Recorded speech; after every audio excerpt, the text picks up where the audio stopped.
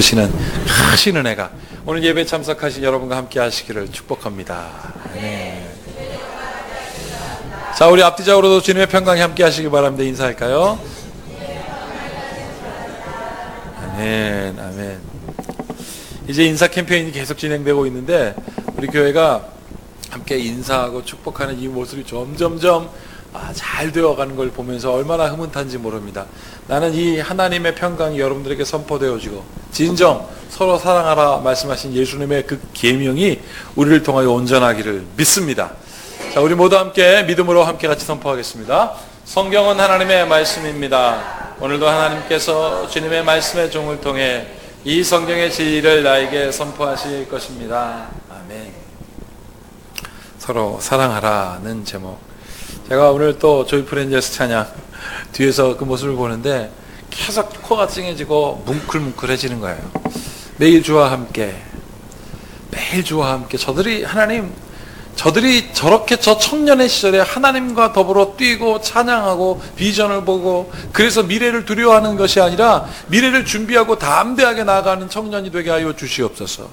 이 마음이 드니까 여러분 견딜 수 없는 마음의 기쁨이 들더라고요. 이 마음을 누가 막아낼 수 있겠습니까?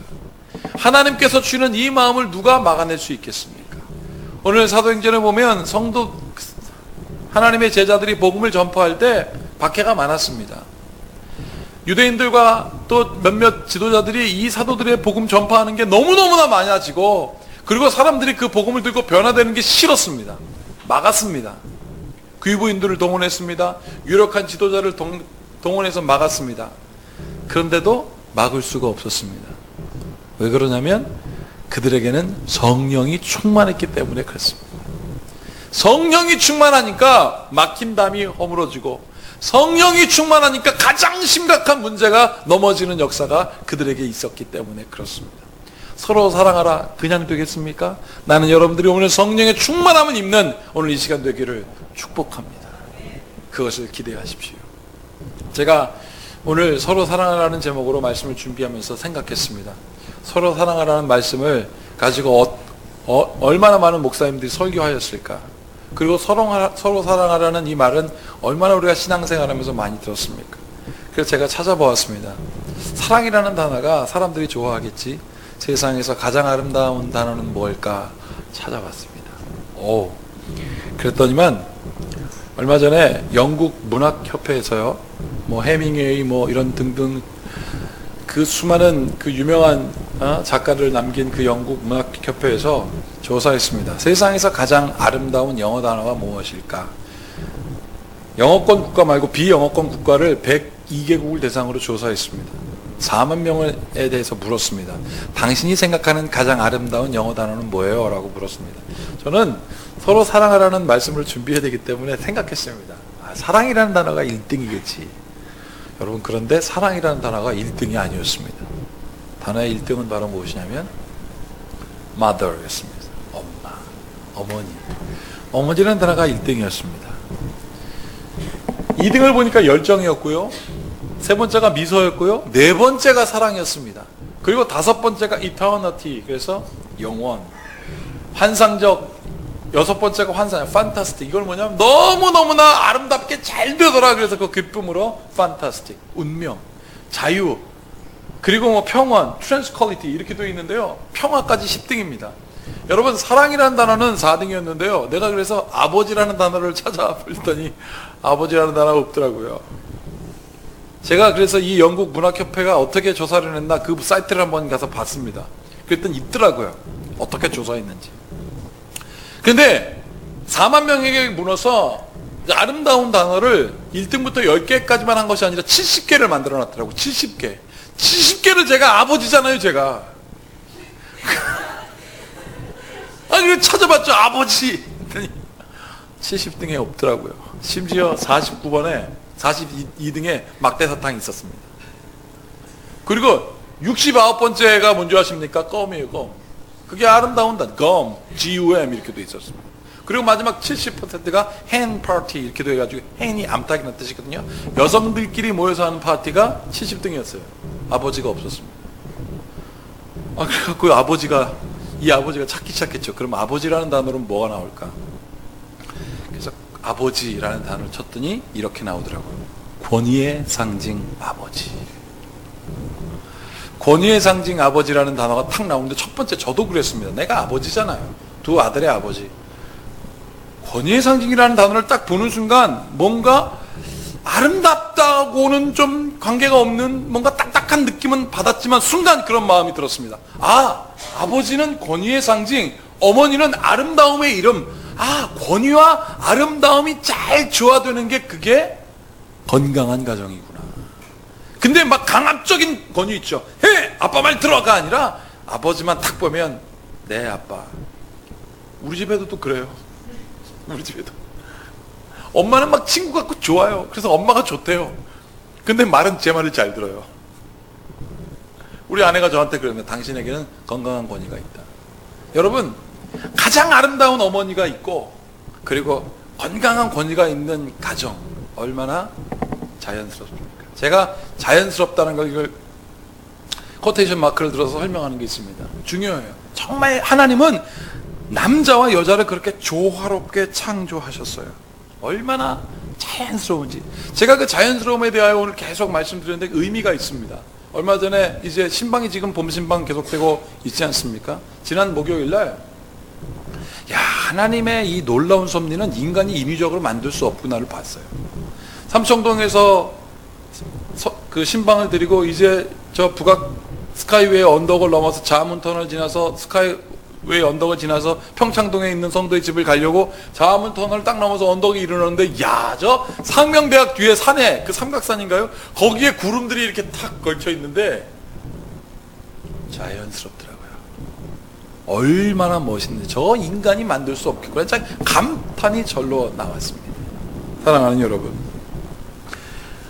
예수님께서 그러면 너희들에게도 말하겠다. 너희들이 나를 따라오려고 하면 어떻게 따라와야 되겠니? 그게 제자인데 그 제자가 어떻게 되겠니? 여러분, 예수님의 제자는요 강압적으로 하지 않으셨습니다.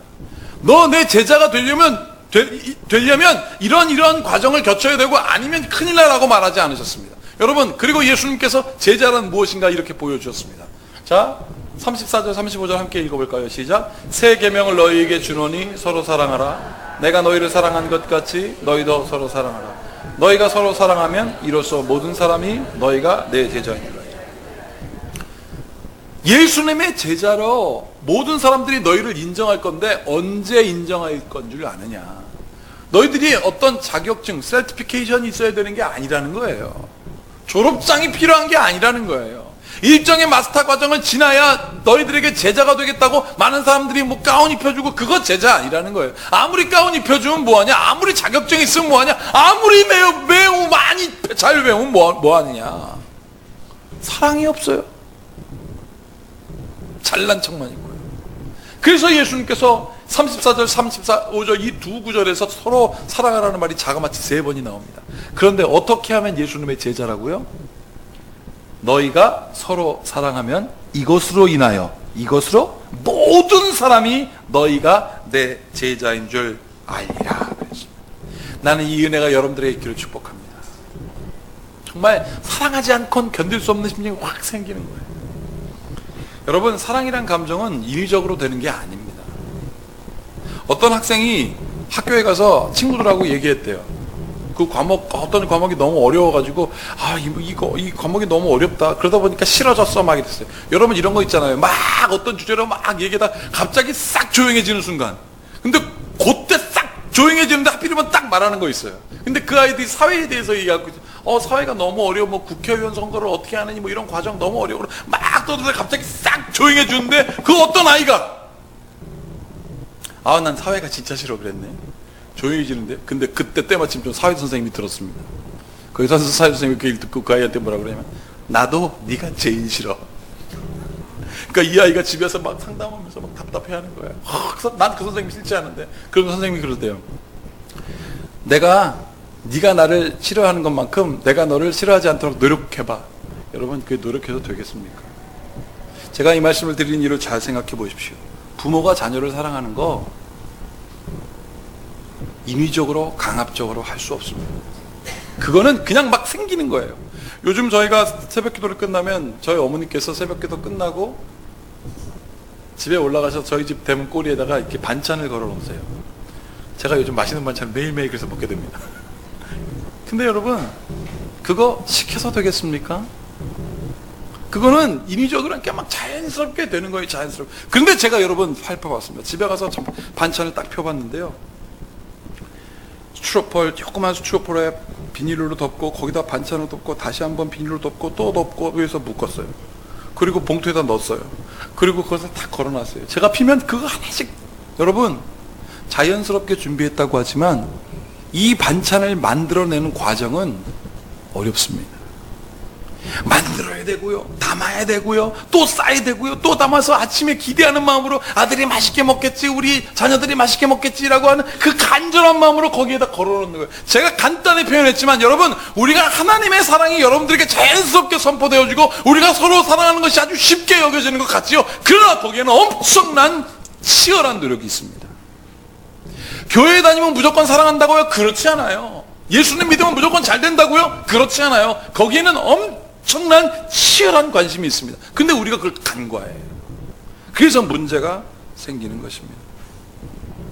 예수님께서 서로 사랑하라고 말씀하신 것은 강요와 의무와 어떤 그런 것이 아닙니다. 너희가 예수님의 당신의 제자가 되었던 것을 아는 증거가 서로 사랑하는 건데요. 사랑하는 여러분, 나는 여러분들이 서로 사랑하라는 그 말을 가지고 막연하게 바라보는 것이 아니라, 여러분, 우리의 삶에 치열한 과정이 있어요. 어떨 때는 견뎌내야 합니다. 안 변하는 거예요. 미치겠어요. 내가 사랑하는데 안 변해요. 어떨 때는 힘들어요. 사랑하니까 화납니다. 안 변하니까 화가 나요. 어떨 때는요, 이 모든 것이 마음에 짐이 될 때도 있습니다. 사랑하니까 그렇습니다. 그런데 중요한 건 뭔지 아십니까? 이게 지나가야 됩니다. 여러분, 자연스러운 사랑이라는 것은 이것이 다 포함되어 있는 거예요. 그냥 막연하게 엄마가 나 사랑하니까, 아빠가 나 사랑하니까 그냥 되겠지라는 게 아닙니다. 이 모든 과정이 그 자연스러움에 다 포함되어 있는 거예요. 그게 서로 사랑하는 거예요. 그래서 제자인 겁니다. 여러분, 예수님께서 어느 날, 오늘 이 본문 말씀 요한복음 13장은 어디에 위치되어 있냐면 예수님의 성만찬을 했습니다. 성만찬을 하셨는데 예수님께서 이래저래 제자들을 초청하셨습니다. 그전에는 제자들이 음식을 준비했는데 예수님이 음식을 준비하셨어요. 그래 먹으라 그랬습니다. 떡을 떼고 나눠줬습니다. 포도주를 주셨습니다. 그리고 이런 얘기도 하셨지 않습니까? 받아 먹으라. 이것은 너의 죄를 사하기 위한 내 몸이다 그랬습니다. 이것은 너의 죄를 사하기 위해 흘리는 내 피로 세운 언약이다라고 아주 심각한 말씀을 하시면서 음식을 베푸시다 갑자기 일어나십니다. 우도들 벗으세요? 수건을 허리춤에 찹니다. 여러분, 밥 먹다가 제자들이 얼마나 깜짝 놀랐을까요? 이상하잖아요. 자연스럽지가 않잖아요. 굉장히 중요합니다. 그런데 예수님이 그러더니 또 세숫대야를 준비해서 그 제자들의 발을 닦을 때 이 제자들이 얼마나 낯설었을까요? 이상하지 않았겠습니까? 자, 그래서 베드로와 예수님이 이런 대화를 나눕니다. 예수님께서 너희의 발을 닦겠다라고 말하니 시몬 베드로에게 말씀하시니 베드로가 이르되 주여, 주께서 내 발을 씻으시나이까? 주님, 이거 이상하잖아요. 자연스럽지가 않잖아요. 왜 내가 당신의 발을 닦아야지 당신이 내 발을 닦습니까? 라고 하니까 주님께서 대답하셨습니다. 자, 함께 읽겠습니다. 시작. 예수께서 대답하여 이르시되 내가 하는 것을 내가 지금은 알지 못하나 이후에는 알리라. 예수님께서 제자들을 사랑하실 때 강압하지 않으셨습니다. 여기도 보십시오. 내가 왜 발을 닦냐면 베드로야 이런 이유야. 야 요한아 이런 이유야. 야 요한 등등 예수님의 12제자를 다 하나씩 불러놓고 예수님께서 설명하지 않으셨습니다. 어떻게 해요? 이후에는 알리라. 사랑하는 여러분, 우리가 서로 사랑하는 사랑에 혹시 급한 마음이 있습니까? 왜 제가 빨리 안 변하지? 우리가 서로 사랑하는 마음에 혹시 불안함이 있습니까? 여러분, 예수님께서 뭐라고 했습니까? 지금은 알지 못하나 이후에는 알지. 사랑에는요, 사랑에 서로 사랑하는 감정에는 그 모든 치열한 경쟁이 있지만 이것을 견뎌내는 과정이 있습니다. 급하지 않습니다. 사랑하는 여러분, 여러분들이 누군가를 사랑할 때 급하지 않기를 축복합니다.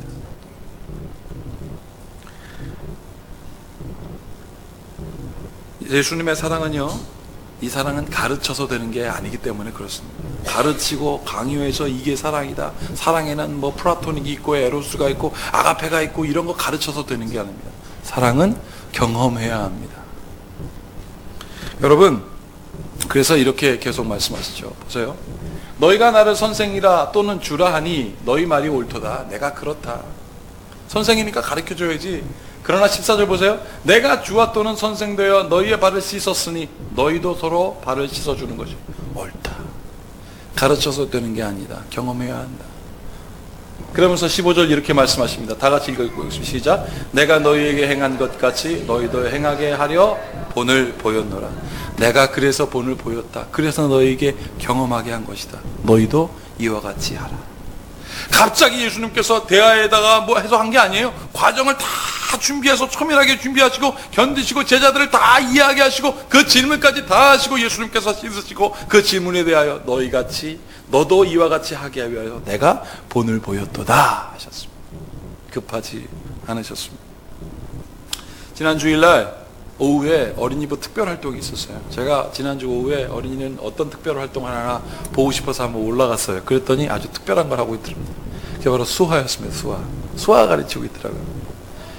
전도사님이 가르치고 있고 우리 사모님이 나머지 아이들을 다 관리하고 있는데 보니까 그 남자애들도 많고 그러니까 힘들어 보였어요. 그래서 제가 탁 가더니 그때 마침 남자애들 좀 관리하라고, 쟤들 수화 배워야 되는데 떠들지 않게 좀 집중시켜달라고. 그래서 제가 남자애들 옆에 앉아놓고 딱 가서 권희 조용히 해.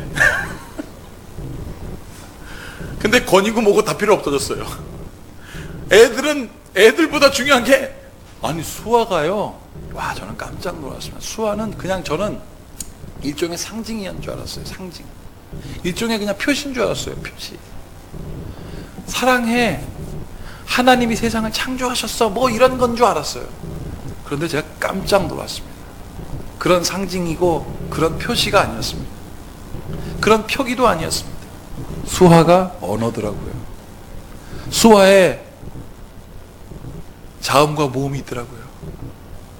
기역, 니은, 디귿, 리을, 미음, 비읍, 시옷, 이음 있더라고요. 아야, 어여, 오요, 우유가 다 있더라고요.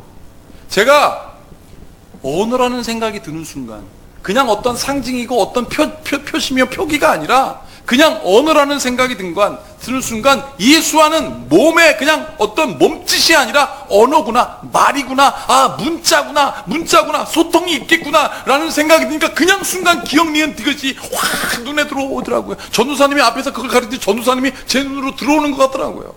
왜 그랬을까요?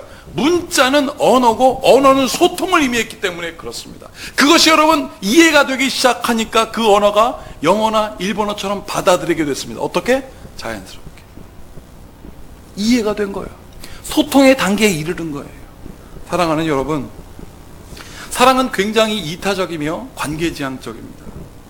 이게 여러분 그 사랑이 우리의 마음가로 알므로 쑥 들어와야, 알매 단계에 이르러야 그 다음에 표현돼요. 이게 자연스러운 거예요. 그냥 가만히 있으면 사랑하게 되는 게 아닙니다. 견뎌내는 힘이 필요하고요. 그 견뎌냄으로 서로 사랑할 수 있는 단계에 이르는 역사가 나는 여러분들에게 있기를 축복합니다.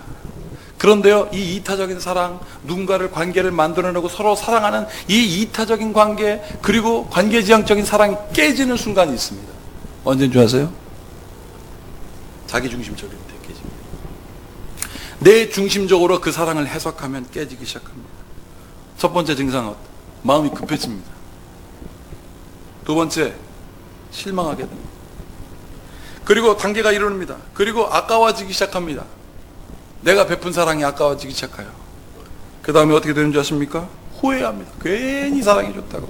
그리고 마지막에 어떻게 됩니까? 배신감이 있다고. 여러분, 이게 어디서 보일 수 있는 건지 아세요? 예수님이 이런 말씀하셨습니다. 다 함께 읽어볼까요? 시작. 예수께서 이 말씀을 하시고 심령이 괴로워 증언하여 이르되 내가 진실로 진실로 너희에게 이르노니 너희 중 하나가 나를 팔리라. 이게 누굽니까? 팔 사람이 가룟 유다거든요. 예수님의 마음이 여기 어떻게 해요? 심히 괴로워라고 되어 있습니다. 이 심히 괴롭다는 말을 원어로 찾아보면 무슨 뜻이 있냐면 잔잔한 호수의 파도가 일다라는 뜻이고요, 방해하다는 뜻이 있습니다. 그리고 파괴하다는 뜻이 있습니다. 예수님이 제자를 사랑하는 그 잔잔한 마음에 파문이 일었습니다. 왜요? 가룟 유다가 던진 거예요. 예수를 향하여. 어떤 마음? 급해 죽겠는 거죠. 내가 예수님을 그렇게 사랑했는데 왜 예수님은 빨리 이스라엘을 안 변화시켜 주십니까? 왜 로마를 저딴 식으로 그냥 놔둡니까? 왜 예수님은 그랬습니까? 내가 당신을 얼마나 존경하고 사랑했는데. 그러다 보니까 실망이 오기 시작했습니다. 자, 계속해서 저렇게 하시네. 아니 300데나리온이 1년 연봉에 그 향수를 부어버리니 저거 팔면 얼마나 귀한데. 실망하기 시작했습니다. 그 다음에 아까워지기 시작했어요. 3년 동안 예수님을 쫓아다니는 게 아까워지기 시작했습니다. 그러니까 어떤 감정이 듭니까? 배신하고 싶은 마음이 든 거예요. 그대로 있습니다. 왜요? 자기중심적으로. 그러면 여기서 중요한 거 있습니다. 자기중심적으로 사랑할 수 있어요. 왜요? 서로 처음에 콩깍 껴서 막 사랑하지만 왜 싸웁니까? 자기중심적으로 해석하니까 싸우잖아요. 그런데 중요한 건 뭔지 아십니까? 이 가룟 유다의 이 자기중심적인 사랑까지도 지나갔어야 돼요. 급하니까 참지를 못한 겁니다. 자기중심적인 사랑에 빠져서 이것도 지나가야 돼요.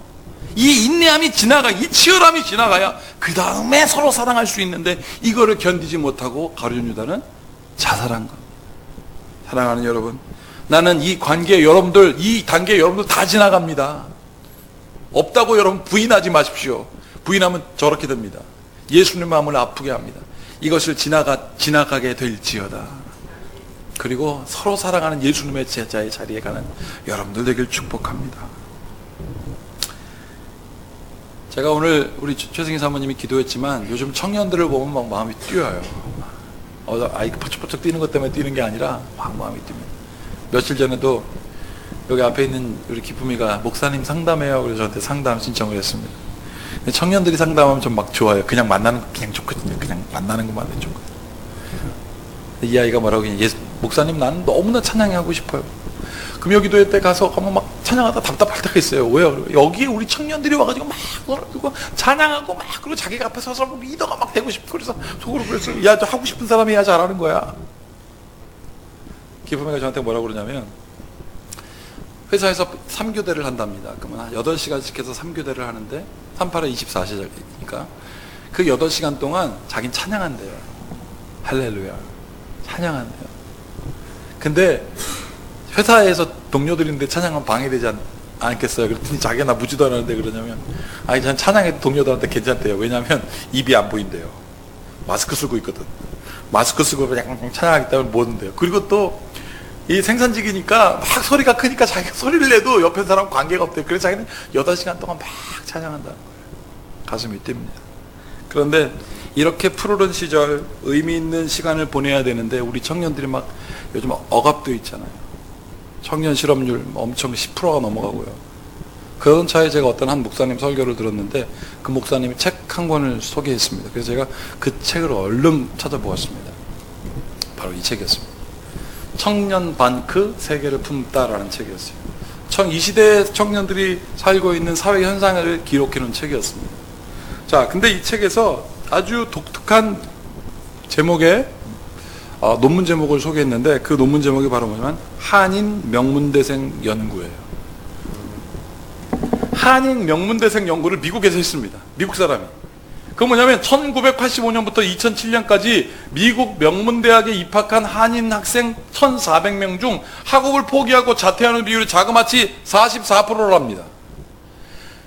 아이비리그라고 하는 소위 엄청나게 좋은 학교를 가려고 여기서 엄청나게 좋은 고등학교에서 열심히 공부해가지고 거기 딱 들어갔는데 10명 중에 5명은 자퇴하는 거예요. 이게 하버드 대학은 더 심각했습니다. 하버드 대학에서 아이들이 공부를 하다가 90%가 낙제를 한대요. 동양인들 아이들이 낙제를 하는데 동양인들 아이들이 낙제를 하는데 그 중에 낙제하는 아이들 중에 90%가 누군가 봤더니 한국 학생들이래요. 그래서 하버드 대학교 교육위원회에서 이 낙제생들이 왜 생기는가 해서 공부를 했더니 이유가 뭔지 아십니까? 기가 막힌 이유였습니다. 목표라는 목표. 이들에게 잘못 갖고 있는 목표 때문에 이 아이들이 낙제하더라고요. 그럼 어떤 목표냐? 이들의 인생의 최대 목표는 이 젊은 아이들, 20살 된 젊은 아이들의 최대 목표. 한국 학생들이 입학할 땐 다 장학금 받고 들어온대요. 근데 이 장학생들이 다 낙제하는 거예요. 10명이면 9명이 한국 학생이지. 그러니 왜 이유가 뭐냐 봤더니 이들의 최대 목표는 그냥 하버드 대학이었던 거예요. 이들의 최대 목표는 서울 대학이었던 거예요. 목표를 딱 이루고 나니까 어떻게 해야 될지 모르는 거예요. 어떤 목표냐면 이 모든 아이들이 단기 목표에는 강하나 장기의 목표, 미래에는 둔하더라. 꽃들에게 희망이라는 그 우화에서 나비가 되려고 나비가 되고 저 위에 올라가면 저 멋진 뭔가 있겠지라고 올라가니까 아무것도 없었던 그 애벌레처럼 똑같은 거예요. 뭘 해야 되지? 소통이 없습니다. 소통이 없다는 뜻이 뭐냐면 미래에 대한 준비가 내가 이 미래에 뭘 해야지, 내가 미래에 대해서 내가 미래에 어떤 사람이 되고 어떠한 인물이 되고 어떻게 살아갈까라는 미래에 대한 소통은 전무하고 대학만 딱 들어가고 막연해지니까 이들이 심지어 자살하는 거예요. 무엇입니까? 단기 목표 때문에 자기중심적이 되는 거예요. 교회도 문제예요. 교회도 단기 목표예요. 단기 목표. 그냥 어떻게 하면 성장할까? 성장이 중요한 게 아니에요. 교회의 목표는 성장이 중요한 게 아니라 미래에 다시 오실 하나님의 나라입니다. 이게 우리의 목표예요. 우리 청년들이 뛸 때 내가 뒤에서 기도하고 저들을 위하여 눈물이 나고 저들을 위하여 코가 찡해지는 이유가 뭔지 아십니까? 청년들이 교회에 그득그득하고 저들이 하나님을 찬양하고 미래가 보여지고 미래와 소통해야 교회가 부흥합니다. 이게 하나님의 나라입니다. 근데 우리가 너무 단기 목표에 빠져 있어요. 왜 애들이 교회에 덜 나올까? 왜 금요기도에 애들이 안 나올까? 이거 중요한 게 아니라 그들이 미래를 붓는 거예요. 나는 이 은혜가 우리 청년들에게 있을지어다. 우리 애들은 기본이 돼 있잖아요. 일단 뛸 줄 하지 않습니까? Joy Friends. 오늘 성령이 충만한 그 제자들처럼 우리 청년들에게도 그 하나님의 충만함이 있을지어다. 여러분, 이게 자연스러운 겁니다. 그냥 되는 게 아니에요. 제가 세상에서 가장 아름다운 이름 7개가 아니라 70개 중에 아버지가 없어서 안타까움이 있었는데 제가 막 여러 가지를 자료를 찾다가 이걸 봤습니다. 이거 우리나라에도 가능할까? 라는 글을 딱 봤어요. 이거 우리나라에도 가능할까? 여러분, 제가 얼마 전에 조찬 회동이 있어가지고 조찬 회의하러 갔는데 새벽 기도 끝나고 7시가 되기 전에 여기서 출발했어요. 그런데 저 강변북로에 차가 가득하더라고요. 우리 교회에서 서울역까지 가는데 자그마치 1시간 10분 걸렸습니다. 아니, 내가 그래서 도착해서 그 목사님한테 그랬습니다. 아이고, 우리나라 사람들 진짜 부지런해요, 목사님. 7시도 안 됐는데 저 강변북로에 차가 가득해요. 야, 우리 한국 사람들 진짜 부지런합니다. 그랬더니 그 목사님이 제 얘기를 듣고 뭐라고 얘기한 줄 아십니까? 목사님, 그만큼 경쟁도 치열한 겁니다. 라고 하더라고요. 가슴이 팍 답답했어요. 그래서 이거 우리나라에는 가능할까라는 글에 시선이 머물렀습니다. 도대체 어떤 경쟁이 있을까? 그랬더니 그게 아니라 아버지 이야기였습니다. 70등의 아버지가 없어서 실망한 여러분들이요, 힘을 내십시오. 제가 아버지 이야기를 보여드리겠습니다. 미국 메이저리그에 이런 사람이 있습니다. 이름이 마이크 에빌레스라는 사람이에요. 메이저리그 하면 세계에서 제일 야구 잘하는 사람들이 모이는 곳이 바로 메이저리그입니다. 근데 이 사람이 문제가 생겼어요. 성적이 막 곤두박질 치는 거예요. 잘해서 메이저리그를 갔는데 성적이 곤두박질 칩니다. 그래서 물어봤더니 가정에 문제가 있어요. 가정일을 돌보랴 메이저리그에 집중할까? 두 가지 집중을 다 못하니까 메이저리그 선수를 그만뒀어요. 여러분, 가정에 도대체 무슨 일이 있었을까요? 메이저리그 선수들 1년 연봉이 수십억이에요. 그 무슨 돈으로 해결될 수 있는 문제가 아닐까라고 생각했는데 돈으로 해결할 수 없는 가정 문제가 생겨서 이 사람이 직장 그만둔 겁니다. 알고 보니까 채 10살도 안 될 딸이 백혈병 걸린 거예요. 돈으로 해결할 수 없잖아요. 그래서 이랬답니다. 나는 우리 아이와 함께 있어야 합니다. 그 사랑함으로 아이한테 가서 항암 치료를 받느라고 머리가 다 빠졌거든요. 그래서 아이 이름이 아딜스예요. 아딜스야. 아빠가 너만 빡빡하냐? 나도 빡빡해. 아빠가 빡빡 머리를 쫙 해서 아이들을 관리했답니다.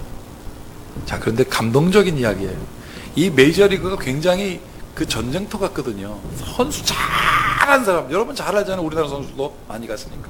근데 놀라운 것은 이 사람이 메이저리그를 관뒀는데 다른 선수를 뽑지 않은 거, 트레이드를 시킨다고 하거든요. 이 사람 관뒀으니까 어떤 사람을 따로 뽑는데, 따로 보내야 되는데 이 사람을 보내지도 않고 다른 사람을 뽑지도 않는 거예요. 심지어 이 사람이 유격수인데 그 유격수의 자리에 어떤 사람, 다른 사람을 다른 팀에서 뽑아가지고 넣지도 않고 그 자리를 그대로 보존해 놨어요. 이 구단이. 여러분, 그래서 이 구단의 배려 때문에 이 아이 치료를 잘 어느 정도 마치고 회복의 단계에 이르니까 이 사람이 구단으로 탁 복귀하는데 더 큰 배려가 이 사람을 위하여 준비되어 있었으니 바로 이 사진입니다. 여기 있는 분들은 스님들이 아닙니다. 구단에 있는 동료들, 야구 선수들, 구단에 있는 심지어 직원들, 서무직 직원들까지 이 아벨스 선수가 온다고 머리를 다 깎고 준비하고 있었던 거예요. 그리고 그 사람들이 이렇게 합니다. 지금은 많이 좋아졌거든요. 아이가 저 쌍둥이인데 저 머리에 리본하고 있는 애가 그 아이입니다. 그리고 그 사람들이 이렇게 다 서서 이렇게 외쳤답니다. 나도 두 딸을 둔 아빠다. 아빌스가 우리 모습을 보고 용기를 얻기래! 그랬다는 거예요. 여러분, 이게 서로 사랑하는 겁니다. 이 사랑이 그냥 자연스럽게 어느 순간 뚝딱 됐을까요? 저 아빠가 아유 우리 딸이 우는데 여러분 머리 좀 깎아주세요 라고 했을까요? 강압적으로 된 게 아닙니다. 그러나 희한한 사랑함으로, 진정으로, 야 우리 저 딸을 위해서 머리 깎자, 저 남편 다시 이 메이저리그 돌아올 수 있도록 직장 보존해 주자. 정말 놀라운 일이 일어났습니다. 아이의 백혈병이 극복되고 있다는 소식이 지금 지구 반대편 저 미국에서부터 한국까지 들려온다는 소식은 바로 서로 사랑함의 증거입니다. 사랑하는 여러분, 단기 목표에 빠져서 이스라엘 백성들이 하나님 왕 주세요라고 했습니다. 블레셋이라는 철기 문화의 백성들이 너무너무나 잘 나가니까 보니까 왕이 있는 것 같아요. 하나님의 뜻은 없고 하나님 왕 주세요, 왕 주세요. 그래서 사울이 뽑혔습니다. 사울이 뽑혔는데 사울의 모든 관심은 어디에 있는지 아세요? 하나님 나라가 아니라 다윗에게 꽂혀 있었습니다. 내 눈앞에 있는 목표. 그래서 다윗이 인간들에게 인기 많으면 하나님 저 다윗이 인기 많아서 내가 죽겠다고 그러면서 결국 자살해서 죽었습니다. 여러분, 성경에도 그대로 기록되어 있습니다. 사랑하는 여러분, 교회가 이 땅에 존재하는 이유가 뭔지 아십니까? 하나님의 나라입니다. 하나님의 나라가 이 땅에 오기 위하여 우리는 견디는 거예요. 우리는 어려운 과정을 통과해내는 거예요. 마음에 들지 않지만 견뎌내는 거예요. 이 모든 것들이 다 지나가고 그 다음에 진정으로 서로 사랑하여 예수님의 제자가 되는 여러분들이 되길 축복합니다. 그래서 오늘 설교 제목에 서로 사랑하라 라는 그 말 다음에 군더더기가 없습니다. 그냥 서로 사랑하는 겁니다. 그래서 예수님께서 어떻게 사랑하셨는지 성경은 이렇게 기록하고 있습니다. 다 같이 읽겠습니다. 시작. 유월절 전에 예수께서 자기가 세상을 떠나 아버지께로 돌아가실 때가 이른 줄 아시고 세상에 있는 자기 사람들을 사랑하시되 끝까지 사랑하시니라. 아멘. 이 끝까지 사랑하는 주님의 사랑을 경험하십시오. 그러면 하나님의 사랑이기 때문에 자연스러워집니다. 우리가 억압적으로 인위적으로 할 수 없습니다. 우리 청년들이 미래의 꿈을 꾸고 미래와 소통하고 하나님의 통치가 거기 있음을 알고 여기에 주저앉아 있지 마십시오. 지금 단기적인 목표가 안 됐다고 실망하지 마십시오. 하나님이 여러분들 세우실 것입니다. 이 은혜는 청년들뿐만 아니라 여러분들에게도 있을 것입니다. 이 모든 지각에 뛰어난 주님의 평강이 서로 사랑하라는 그 약속 있는 첫 계명이 마음에 새겨지고 그 은혜로 충만한 여러분들의 삶에 예수님의 은혜로 여러분들의 마음과 생각을 지킬지어다. 기도하겠습니다. 주님, 막연한 사랑하지 말게 하시고 정말 구체적인 치열한 하나님, 그러나 어렵지만 견뎌내는 그리스도로 인하여 그 성령의 충만함으로 인하여 제자들이 견뎌냈던 것처럼, 아니 오히려 하나님의 나라를 선포하였던 것처럼 그 은혜가 우리 성도들에게도 있게 하여 주시옵소서. 알지 못하고